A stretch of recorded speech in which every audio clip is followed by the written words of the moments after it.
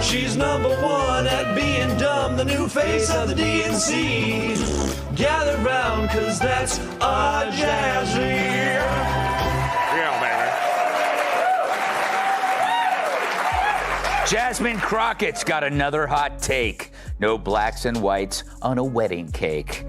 The Democrats' new chosen one, Jasmine Crockett, is in the news again for an old clip where she attacked Florida Rep. Byron Donalds for marrying a white woman. Greg Gutfeld unleashed absolute chaos on Jasmine Crockett live on national television, and the outcome was nothing short of a complete disaster for her. With razor-sharp sarcasm and relentless fire, Gutfeld tore her act apart piece by piece, leaving her scrambling for words in front of millions. This wasn't a calm debate, it was total demolition. Crockett showed up with scripted lines, but Gutfeld came loaded with pure heat, and the collision was explosive. The audience didn't just watch quietly, they erupted with energy while social media exploded into overdrive within seconds. If politics ever felt boring before, this moment proved it can burn like wildfire.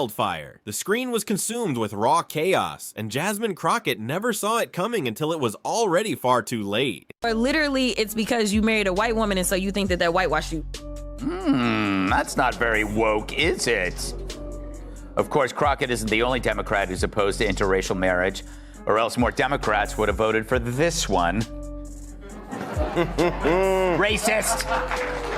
Greg Gutfeld doesn't just argue, he annihilates, turning ordinary conversations into scorched earth battles that leave no survivors. Polite back and forth isn't his game. Instead, he slices through nonsense like a political buzzsaw, fueled by sarcasm sharper than steel and energy that crushes any scripted line in its path. So when Congresswoman Jasmine Crockett strutted into the spotlight with her usual flair for theatrics and her hunger for headline-grabbing quips, a collision wasn't just possible, it was inevitable. And when it happened, it shook the stage like an earthquake. The moment Crockett tried to puff herself up and transform committee drama into a flashy spectacle, she walked headfirst into her own downfall. Her biggest miscalculation, thinking Gutfeld would treat her with the same soft gloves the mainstream media offers, when in truth, he came armed with zero mercy and absolutely no filter.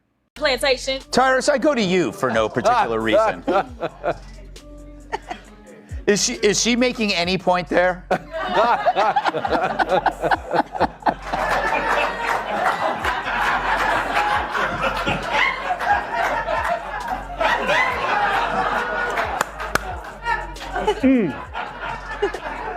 Like this makes me wish my mom made different father choices. Because we all get sucked into this. Like, this is, if you're gonna talk about black history, at least know it. This is, at least know it, okay? If you're enjoying this fiery clash, don't blink, because it only gets wilder from here. Instead of playing it safe, Jasmine Crockett stormed straight into the lion's den, unprepared, overconfident, and hopelessly outmatched. She's never been known for delivering real substance. Instead, she thrives as a performer disguised as a politician, skilled at shouting down opponents, tossing out catchy buzzwords, and staging TikTok-ready tantrums. Her entire career has been built on dramatic tirades, viral comebacks, and treating every microphone like an audition stage for applause. To her loyal followers, this gets spun as fighting for justice, but for everyone else watching, it's nothing more than empty noise wrapped in shameless self-promotion. But it goes back to, that was 45 seconds of some of the, like, Kamala, you good right now. That was some of the dumbest I ever heard in my life. Here's the thing, this goes back to what we talked about earlier, they never have a solution. Just listen to your dumbass talk. You want to talk about agriculture? Why don't you fix the lottery? Why don't you make it easier for people who want to come into this country to work in agriculture and equitation and factories? Get rid of the lottery. Open it up. Talk to the president. Like, hey, we got a plan. We want to make it easier for people who can vet and come in and work in this country. Come up with an idea besides, any of y'all want to pick cotton? We're like, we're in suits in the middle of the Midwest. Why would we pick cotton? It's like the extreme stupidness of what she speaks. I'm so angry right now. And Greg Gutfeld doesn't waste time on empty noise. He cuts straight through it with sniper-like sarcasm and that sly grin that practically warns, I already know how this ends and you're not going to like it. So when Jasmine Crockett unleashed her latest over-the-top performance, a mix of race baiting, deflection, and predictable partisan theatrics, he didn't step in to politely spar, he stepped in to roast. And roast he did. Every punchline he delivered painted the picture everyone else secretly saw, but never dared to say out loud. Crockett wasn't standing there as a serious leader. She was exposed as nothing more than a walking viral clip, clinging to attention with loud theatrics and exaggerated outrage. She's so rotten, she wants migrants picking cotton. We present to you Democratic Congresswoman Jasmine Crockett, who made this shocking argument why America needs immigrants. Roll it, Alfred. So I had to go around the country and educate people about what immigrants do for this country, or the fact that we are a country of immigrants. Right. The fact is, ain't none of y'all trying to go and farm right now. Okay, so I'm lying. Raise your hands. When the wheels fall off. You're not. We done picking cotton.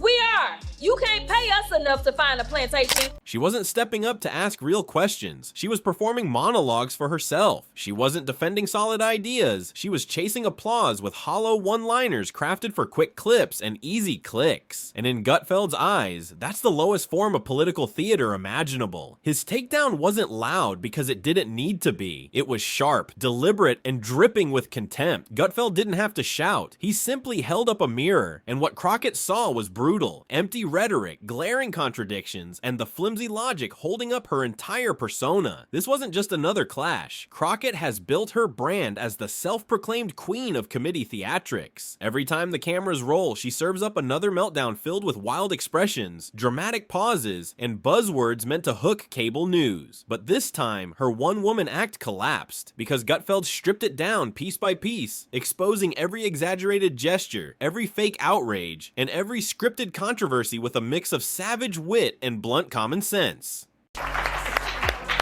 Kilmeade, she's getting to be the face of that party. I know, thanks to your show. Yeah. I don't know what's more popular, this or The View on Gutfeld. But a couple of things. Did you see, at first I thought she was doing it for comedic purposes, but you watch back, nobody had a response. They didn't know what the hell she was talking about. And she's like, oh, really? Farming? Yes, it's called eating, farming. America's got the best farmers in the world. There's glory in doing it. People do it, and the people don't do it by hand anymore. This isn't 1820. So I was just stunned by what she's saying. But the weird thing is, she probably left that room thinking she knocked it out of the park. And I don't think that anyone can stop her from being the face of the party, except Bernie Sanders, who's 111 years old, talking about oligarchs. He shredded the absurdity of her outrage, exposing the contradictions baked into every rant she delivered. One moment she preached unity, and the very next she accused anyone who disagreed of plotting a grand conspiracy to silence her so-called brilliance. Gutfeld cut right through the act and called it what it was, a polished performance designed to hide the harsh truth that she's accomplished almost nothing of real value. And that's when things turned brutal. Gutfeld didn't just mock her theatrics, he dug deeper, drilling straight into her record, or more accurately, the glaring lack of one. For all her fiery speeches and endless energy, Crockett's actual impact in Congress has been negligible. No landmark bills, no major accomplishments, just a steady stream of viral clips and puffed up interviews recycling the same tired talking points at higher and higher volumes. Gutfeld stripped it all down to the bone, making one thing undeniable. Crockett isn't a leader, she's a brand, more like a reality TV contestant who mistakes chaos for charisma. Sure, it might earn her Instagram fan pages and a few flashy headlines, but it does absolutely nothing for the nation. Do you have an opinion on this? Or should I move on to somebody? No, I just... It has to come from me. Yes. Okay? None of y'all are qualified. Not just for one thing, I'm mad at Charmaine the Guy because he should have kicked her out. See, the problem is that we are allowing our own culture to be openly racist and get away with it. Now, if a white person is offended by that, and they should be, they say something, it's like, it's not the same thing. But if you say that, and another brother looks at you and goes, man, you wrong for that.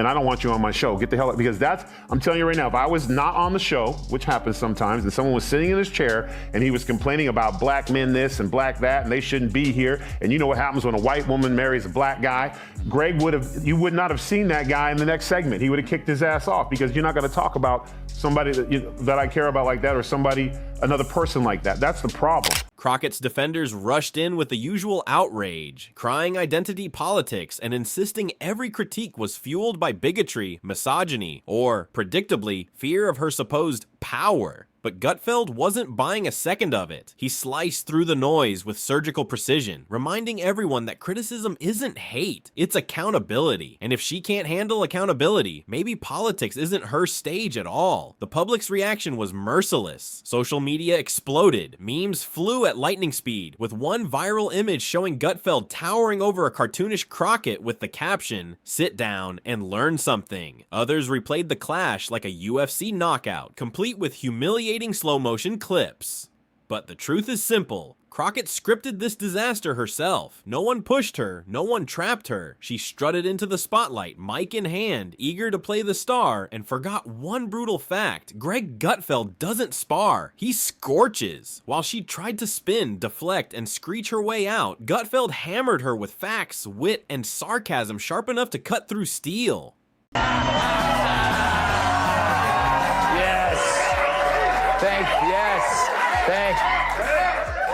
Yeah, all right, stop it! Although I must say you have great taste. Happy Wednesday, everyone. Oh, man. Okay. It was like watching someone try to fight fire with glitter. Flashy, pointless, and completely doomed from the start. Even her usual allies began backing away, realizing this was a disaster no one wanted to touch. Gutfeld wasn't just dismantling one bad soundbite, he was tearing down the entire style of spectacle-driven politics that Crockett represents. He shined a blazing spotlight on this new wave of lawmakers who believe viral clips can replace real leadership, and he did it with humor so sharp it was impossible to ignore. Then came the knockout punch. After ripping apart her logic, mocking her theatrics, and exposing her hollow record, Gutfeld reminded everyone what real leadership looks like. It's not about shouting louder than your critics, not about staging outrage for clicks, and not about tossing insults for headlines. It's about doing the work and delivering results. Not memes, not hollow slogans, not TikTok tantrums. Jasmine Crockett learned the hard way that when you trade action for cheap attention, someone like Greg Gutfeld will be there, ready to torch your talking points, call your bluff, and leave you standing in pure humiliation. Jesse, they called Musk a Nazi, and next thing you know, you got swastikas on cars. They called Trump Hitler and a Nazi and a fascist, and he got shot. So I don't really ever see that happening on the Republican side when we make fun of Democrats. It's also about the supporters. It's not just the leaders. It seems like Democrats are easily programmed to do bad things. Yes, they are. They're very easily programmed, Greg. I made you say that. This wasn't just a takedown, it was a giant warning sign flashing in real time. Greg Gutfeld didn't simply shred Jasmine Crockett's act, he turned it into a brutal lesson for every politician hooked on the sugar rush of social media applause. For those who think shouting equals strength or that TikTok tantrums somehow count as policy wins, Gutfeld carved across their entire playbook with one sarcastic message. We see you, we're tired, and we're not impressed. The truth is crystal clear. This wasn't a debate, and it wasn't even close to an even match. It was the intellectual equivalent of an ambush at a vegan potluck, with Gutfeld barging in carrying a rack of ribs and a megaphone, blowing the entire room apart. Crockett tried to whip the crowd into a frenzy with her usual cocktail of outrage and buzzwords, but her credibility sank faster than a leaking submarine. And this time, the audience wasn't fooled. There was no applause, no sympathy, just the heavy silence of secondhand embarrassment, the kind you feel when someone attempts a bold stunt and crashes flat on their face in front of millions. First, they cursed, now they thirst for blood. Jasmine Crockett is upping her temper tantrums, now saying the only way Democrats can win elections is by throwing hands. I think you punch. I think you're okay with you okay with punching. It's Ted Cruz. I mean, like, this dude has to be knocked over the head, like, hard, right? Crockett scrambled to recover, flailing like a broken robot, spitting out buzzwords like systemic oppression, voice of the people, and the classic, let me finish. But every line bounced right off Gutfeld's calm, unshaken grin. It was like watching someone try to put out a raging grease fire by yelling at it. Flashy, loud, but completely useless. Meanwhile, Gutfeld looked as relaxed as if he were already thinking about lunch, dismantling her arguments with surgical precision. Steady, sharp, and devastating. His delivery was so smooth it was almost comedic, like reading from a script. Thank you for your outrage. Please hold while we transfer you to someone who cares. He wasn't just winning, he was cruising without breaking a sweat. You could almost picture elevator music playing in his head while Crockett scrambled to save face. And the audience. They weren't just watching, they were eating it up. Every sarcastic jab from Gutfeld landed like confetti cannons exploding in a room full of fragile egos. Laughter roared, heads turned, and Crockett's so-called stand of courage collapsed into a live spectacle of what happens when loud theatrics slam headfirst into cold, hard reality. Now, she claims that she wasn't talking about Abbott's wheelchair at all. Yet she's mentioned Abbott's wheels before. In 2022, she posted Beto's rolling around the state. Where's Abbott rolling to? And according to the Washington Free Beacon, Crockett also liked several Facebook comments referring to Abbott as Hot Wheels back in 2020. Her supporters rushed to patch the wreckage, firing off frantic tweets and scrambling to write think pieces within minutes. Some even tried emotional Instagram posts about misogyny, but no hashtag on earth could erase the scorch marks left behind. The damage was permanent. This wasn't a slip, it was a total collapse. The Empress wasn't just exposed, she was live streaming her own downfall in real time. And Gutfeld, he had already walked away from the battlefield, his calm expression saying it all. He knew he had won. This wasn't a spat, it was a cultural autopsy, a brutal dismantling not just of Jasmine Crockett, but of every politician who confuses clout for competence and tantrums for leadership. What made it sting even more was the calmness. Gutfeld never raised his voice. No table slams, no shouting, just razor-edged mockery and fact after fact, delivered with the rhythm of a late-night comic and the patience of someone who has seen this circus 100 times before. He wasn't furious, he was bored, and that boredom cut deeper than any outrage ever could. Crockett stayed on stage, gripping the microphone, waiting for applause that never came. It was politics turned karaoke, pouring her heart out to an empty room, only to realize the mic had never been on. How long is she gonna keep this thing that she wasn't talking about, the wheelchair? Yeah. Come on, babe, you know you're full of and all that, Jasmine. I think what happened was AOC was like, you guys, I need to triangulate and be serious now because I'm going to be a senator. So someone has to be a talking attention whore. Who's it going to be? And Jasmine raised her hand and goes, excuse me, Congresswoman Cortez, I speak jive. What it is, mama. She threw everything she had into it, but it still fell flat because loud volume isn't vision, and hashtags will never replace a real governing plan. This wasn't about left versus right anymore. It was substance versus spectacle, reality versus showmanship. Gutfeld didn't just dismantle one politician, he ripped the curtain back on an entire trend infecting American politics. The rise of the viral lawmaker. These are the politicians who treat Congress like an influencer house, who see the chamber as a stage and every bill as nothing more than a script begging for clicks. That's the real warning here. Politics isn't a stage, it isn't a reality show, and it isn't a launch pad for clout chasing dressed up as activism. It's not a playground for endless slogans with no results. And it's certainly not a place for confusing noise with real value. And if you dare treat it that way, Greg Gutfeld will be waiting in the wings, armed with wit sharp enough to torch your act and turn your career into nothing more than a cautionary tale. And Jasmine Crockett. She learned that lesson the hardest way possible. Live in front of millions, with no escape and no applause to save her.